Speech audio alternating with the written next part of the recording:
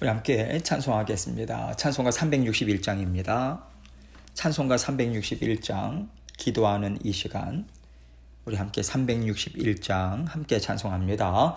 기도하는 이 시간 주께 무릎 꿇고 우리 구세주 앞에 다 나아가네. 믿음으로 나가면 주가 보살피사 크신 은혜를 주네. 거기 기쁨 있네. 기도 시간에 복을 주시네. 고난 내 마음속에 기쁨 충만하네. 기도하는 이 시간 주가 겉에 오사 인자하신 얼굴로 귀 기울이네. 우리 마음 비우고 주를 의지하면 크신 은혜를 주네. 거기 기쁨 있네. 기도 시간에 복을 주시네. 고난 내 마음속에 기쁨 충만하네. 기도하는 이 시간 주께 엎드려서 은밀하게 구할 때 곧 응답받네. 잘못된 것 아뢰면 측은히 여기사 크신 은혜를 주네. 거기 기쁨 있네.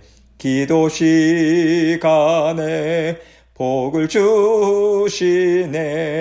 고난 내 마음속에 기쁨 충만하네. 기도하는 이 시간 주를 의지하고 크신 은혜 구하면 꼭 받으리라. 의지하는 마음에 근심 사라지고 크신 은혜를 주네. 거기 기쁨 있네. 기도 시간에 복을 주시네. 고난 내 마음속에 기쁨 충만하네. 아멘. 기도하겠습니다. 하나님 아버지 감사합니다. 오늘도 우리 사랑하는 모든 성도님들 생업과 또 아버지 하나님 직장과 하는 모든 일들 가운데 자녀들 가운데 하나님 복의 복을 허락하여 주옵소서. 하나님의 은혜로 살아가는 오늘 하루가 되게 하시고 순간순간마다 하나님께 지혜와 명철을 구하고 하나님의 은혜를 간구하는 심령으로 살아갈 수 있도록 도와주옵소서. 모든 일을 다스려 주시는 아버지 하나님의 크신 사랑과 완전하신 지혜와 능력을 온전히 신뢰하고 순종의 마음으로 하나님께서 열어주시는 길 힘있게 달려나가도록 하여 주옵소서. 아버지 말씀의 자리, 기도의 자리, 예배의 자리 놓치지 않도록 도와주시고 수시로 아버지의 기도의 골방 우리 심령 가운데 들어가 하나님 앞에 우리의 모든 필요를 아뢰고 하나님의 인도하심을 간구하는 저희들 될 수 있도록 도와주옵소서. 오늘도 말씀을 통해서 우리 각자에게 들려주시는 주님의 음성 듣기 원합니다. 함께하여 주시고 주님 홀로 영광 받아 주옵소서. 예수 그리스도의 귀하신 이름으로 기도합니다. 아멘. 하나님 말씀 사무엘하 6장 12절로 16절입니다. 사무엘하 6장 12절로 16절 말씀 제가 읽습니다. 어떤 사람이 다윗 왕에게 아뢰어 이르되 여호와께서 하나님의 괴로 말미암아 오벳 에돔의 집과 그의 모든 소유의 복을 주셨다 한지라. 다윗이 가서 하나님의 괴를 기쁨으로 메고 오벳 에돔의 집에서 다윗 성으로 올라갈새 여호와의 궤를 맨 사람들이 6걸음을 가매 다윗이 소와 살진 송아지로 제사를 드리고 다윗이 여호와 앞에서 힘을 다하여 춤을 추는데 그때에 다윗이 배 에봇을 입었더라. 다윗과 온 이스라엘 족속이 즐거이 환호하며 나팔을 불고 여호와의 궤를 메어오니라. 여호와의 궤가 다윗 성으로 들어올 때에 사울의 딸 미갈이 창으로 내다보다가 다윗 왕이 여호와 앞에서 뛰놀며 춤추는 것을 보고 심중에 그를 업신여기니라. 아멘. 어제 말씀을 통해서 하나님께서 이미 다윗과 온 이스라엘 백성들에게 경고의 메시지를 주신 것을 우리는 보았습니다. 그 경고를 잘 듣고 따라오는가? 이것이 또 하나님이 눈여겨보시는 부분이 아니겠어요? 누구든지 잘못된 생각을 할 수 있습니다. 하나님을 온전히 깨달아 알지 못하는 우리로서는 어찌 보면 너무도 당연한 일이죠. 그런데 하나님께서요, 우리의 무지함을 깨뜨려 주셔서 깨닫고 돌아오도록 길을 이끌어 주시는 것이 바로 구원의 길이지 않습니까? 하나님이 예수님을 보내주시고 또 우리에게 구원의 약속들을 주시지 않았다면요, 우리가 하나님께서 어떤 분인지 그 하나님을 아는 자녀들로서 우리는 살아갈 수 없습니다. 그래서 하나님께서 먼저 약속의 말씀을 주셨다라고 하는 것 자체가 우리에게 정말 은혜고 복인 것이고요. 말씀을 갖고 있으면서도 깨닫지 못해서 다른 길로 가지 않도록 주신 말씀을 들여다보고 또 깨달아서 쫓아올 수 있도록 우리를 도와주시고 이끌어 주시는 것이 또한 하나님의 크신 은혜와 복인 것입니다. 우리가 하나님이 주시는 말씀을 그때마다 잘 받아 먹어서요, 깨닫고 돌이키고 깨닫고 돌이키고 그렇게 하나님의 말씀을 지켜 살아갈 때 하나님은 모든 일들을 통해서 우리에게 열매를 주십니다. 그리고 하나님과 화평하게 뜻을 잘 이루어갈 수 있도록 하나님께서 우리를 도와주시는 거죠.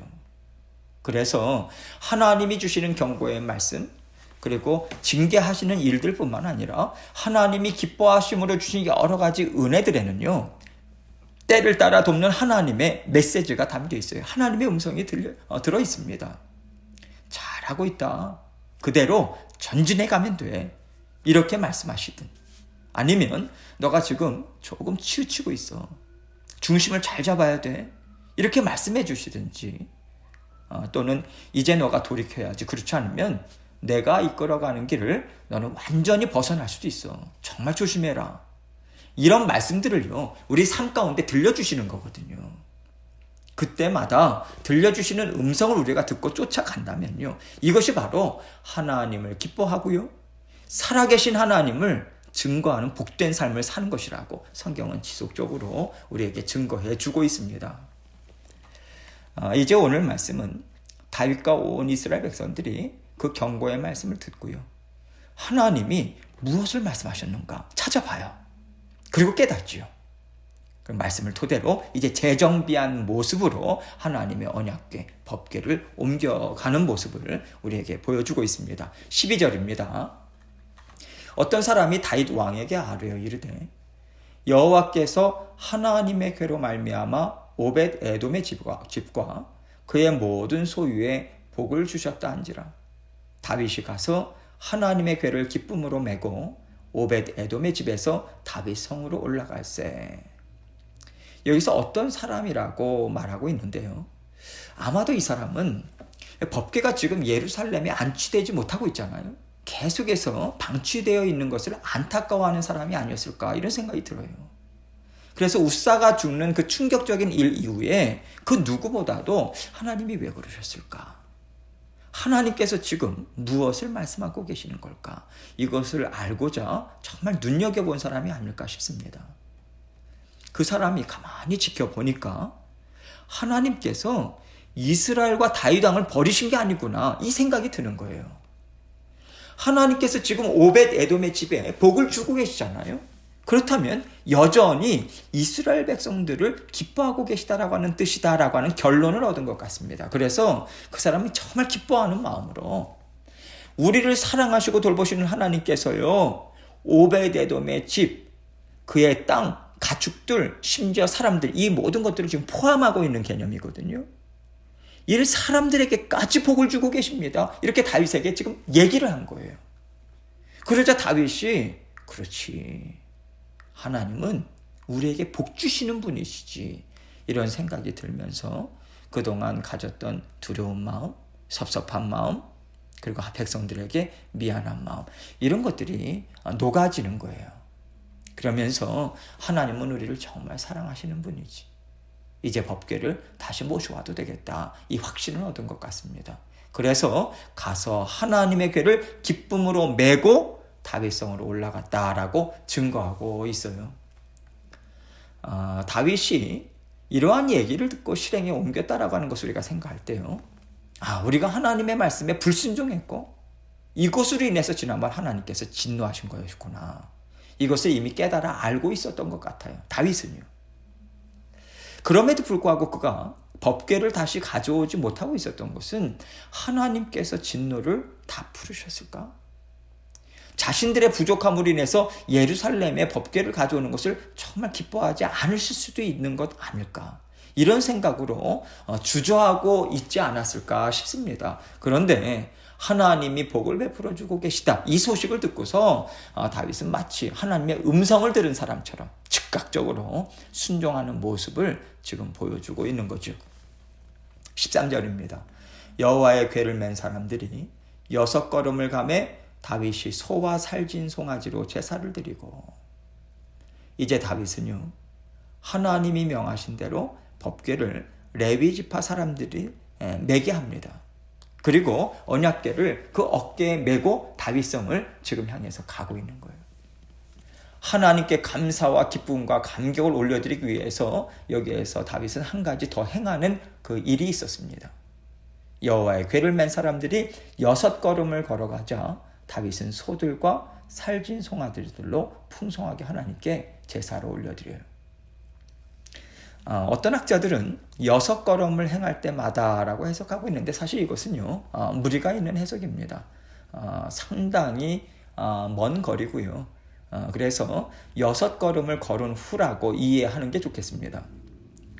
법궤를 맨 레위인들이 처음 6걸음을 걸어가자 하나님이 법궤 운반을 허락해 주셨구나. 이것을 다윗이 깨달은 것 같아요. 마음에 그 확신을 가진 것 같습니다. 그래서 감사의 제사를 지금 하나님께 올려드린 거예요.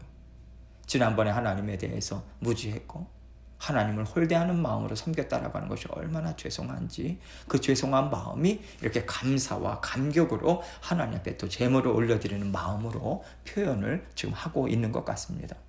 14절입니다. 다윗이 여호와 앞에서 힘을 다하여 춤을 추는데 그때에 다윗이 배 에봇을 입었더라.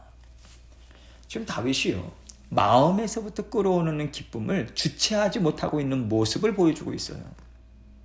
언약궤를 예루살렘에 모시게 된 것에 대해서 너무 감격하는 거죠. 온 마음, 온 몸으로 지금 기뻐하고 있는 모습을 우리에게 나타내 보여주고 있습니다. 특별히 다윗이요, 지금 배 에봇을 입었다라고 하는데, 배 에봇은 제사장들이 그 하나님을 섬길 때 입었던, 일반 제사장들이요 입었던 그 에봇을 가리킵니다. 그러나 지금 여기에서 배 에봇이라고 하는 것은 특별한 종교 의식에 참석할 때 제사장이 아니더라도 입는 예복이라고 우리가 생각하면 되겠습니다.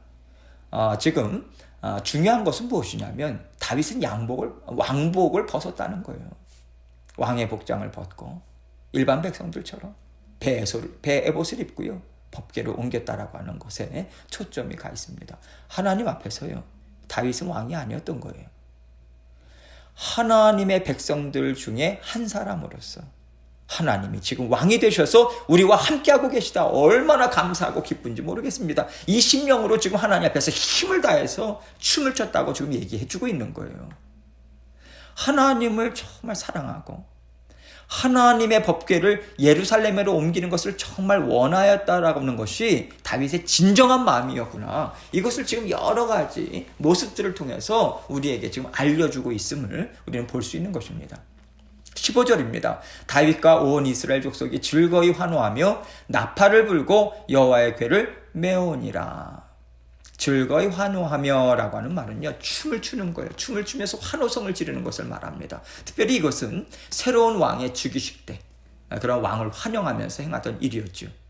또한 나팔을 불었다고 하는데요, 이와 동일한, 오늘 본문 말씀과 동일한 역대상 15장 말씀을 보면요, 지금 앞부분에서 다양한 악기들이 나왔지 않습니까? 첫 번째, 하나님의 법궤를 옮길 때 다양한 악기들을 다 동원해서 연주했는데 그 악기들이 함께 동원되고 있다라고 하는 것을 우리는 볼 수 있어요. 다윗과 온 이스라엘 백성들이요, 한마음 한뜻이 됩니다. 그래서 하나님을 진정으로 기뻐하는 모습을 나타내 주고 있어요. 그리고 하나님의 말씀에 순종하잖아요. 순종함으로 인해서 마음에 나타나는 것이 무엇입니까? 평안이죠. 감사죠. 기쁨입니다. 흘러넘치고 있다라고 하는 것을 지금 메어 오니라 라고 하는 말씀으로 다시 한번 강조하고 있는 것을 우리는 볼 수 있습니다. 16절입니다. 여호와의 궤가 다윗성으로 들어올 때에 사울의 딸 미갈이 창으로 내다보다가 다윗 왕이 여호와 앞에서 뛰놀며 춤추는 것을 보고 심중에 그를 업신여기니라. 베에옷을 왕이 입고요. 법궤 앞에서 춤을 추는 것, 이것은 일반적으로 왕들이 하는 행동은 아닙니다. 하나님을 섬기기는 해도요. 왕이나 제사장으로서 이런 행사에서는요. 행사에 참여할 때는 또 지켜야 하는 품위 이런 걸 생각하잖아요. 태도, 어떤 관례 이런 것들을 중요하게 생각하지 않습니까? 왕이신 하나님을 가까이 섬기는 책임을 맡은 사람들로서 자신들의 존귀함도 같이 드러내고자 하는 것이 사람의 교만한 속성이거든요. 나는 특별한 사람이야. 이러한 권위의식인 거죠. 이런 의미에서 사울의 딸 미갈이라고 지금 표현하고 있는 것은 미갈에게는 이것이 왕으로서 바람직한 모습이라고 생각하면서 살아왔다라고 하는 것을 암시해주고 있는 것입니다. 사울이 그렇게 살았잖아요. 사울 왕이 하나님을 높였던 이유가 무엇이었습니까? 백성들 앞에서 나는 하나님이 선택하셔서 뽑은 왕이다. 이러한 자신의 품위, 존귀함 이것을 지키는 수단으로 사용했던 사람이 사울 왕이었잖아요. 어찌 보면 그의 딸인 미갈에게는요. 하나님을 사랑하고 존귀하게 여기는 것보다는 왕의 품위가 더 중요했고요. 왕으로서 백성들 앞에 존귀한 사람으로 살아가는 것이 더 중요했다라고 하는 생각이 듭니다. 그래서 그런 미갈로서는 다윗의 파격적인 모습이 이해가 되지 않는 거예요.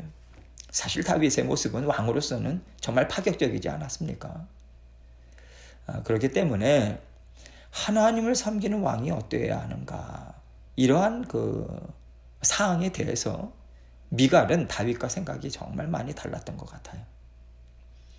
그리고 이것은 미갈의 마음의 중심이요. 하나님을 경외하거나 하나님만이 이 나라의 왕이 되어야 한다라고 하는 것에까지는 미치지 못했다라고 하는 것을 우리에게 보여주고 있습니다. 한 걸음 더 나아가서 하나님에 대한 그 미갈의 인식은요. 아버지인 사울과 같은 수준이 아니었겠는가. 거기에 머물러 있었다라고 하는 것을 우리에게 보여주고 있는 것입니다. 문제는 사울과 같은 수준에 머물러 있어서는 다윗을 통해서 하나님께서 이루실 새로운 하나님의 나라에는 동참할 수가 없다라고 하는 거죠. 이것을 우리는 또 생각을 할 수 있겠습니다. 여러분 다윗은요. 하나님의 뜻을 이루는 일에 동참할 수 있다라고 하는 것을 정말 기뻐했어요. 하나님께서 길을 막지 않으시고 열어주셔서 이제는 법궤를 모실 수 있게 됐다라고 하는 것에 대해서 정말 기뻐하고 감격할 수 있는 어린아이 같은 순수한 마음이 그에게 있었어요. 그리고 우리는요. 하나님께서는 그의 순수한 마음을 새로운 하나님의 나라를 이루는데 힘있게 사용하기를 기뻐하신다라고 하는 것을 우리는 깨달아 할 수 있습니다. 이것을 통해서 우리가 깨달을 수 있는 것은요. 언제나 우리가 새로워져야 되겠다. 어떻게 하면 내가 갖고 있는 모든 거 다 내어놓고 체면이라든가 나를 높이는 거 다 벗어던지면서 하나님의 일을 내가 정말 기뻐하며 동참할 수 있을까? 이것을 우리가 계속해서 고민해야 돼요. 실행하는 애씀 또한 우리에게 필요합니다. 이것을 우리는 생각할 수 있어요. 이런 면에서 다윗은 하나님을 높이는 데 방해되는 것들을 자유롭게 벗어던집니다. 우리 또한 다윗과 같은 순수한 마음, 그 모습으로 하나님을 사랑하고요. 하나님의 뜻을 이루는 일에 동참해야겠다라고 하는 이 생각도 우리는 하게 되죠. 하나님은 순수한 마음을 사랑하시는데요. 우리는 너무 겉모습에 집중하는 경우가 많이 있는 것 같습니다. 물론 하나님이 정하신 그 말씀의 테두리가 있죠. 피조물로서 거룩하신 하나님을 높이는 일에 집중해야 하는 그 기본적인 정신이 있습니다. 그러나 우리가 그 기본적인 정신은 마음에 품고요. 정말 순수한 마음으로 하나님의 뜻을 이루어 나가고자 하는 것. 이것이 우리에게 자유함을 줄 수 있습니다. 세상으로 채우고자 하는, 세상의 것으로 채우고자 하는 우리의 욕심을 막아줄 수 있는 거죠. 언제나 하나님이 순수한 마음을 사랑하신다. 이것을 기억하시고 하나님 앞에서 어린아이 같은 순수한 심령으로 하나님과 함께 날마다 뜻을 이루어 가시는 저와 여러분이 되시길 주님의 이름으로 축원합니다. 이 시간 함께 기도합니다. 하나님께서 우리의 마음속을 살피고 정말 하나님 앞에 다 내어놓고 순수한 마음으로 뛰어놀고자 하는 그러한 마음이 있는가, 하나님을 진정으로 기뻐하고 사랑하는 마음이 있는가 다시 한번 돌아보고 하나님 순수한 마음으로 하나님 나라 확장하고 하나님의 나라를 견고히 세워나가는데 하나님 통로로 사용하여 주옵소서. 그러한 기도로 하나님 앞에 나아가고 또 여러 가지 기도 제목들을 하나님께 올려드리도록 하겠습니다. 기도하시겠습니다.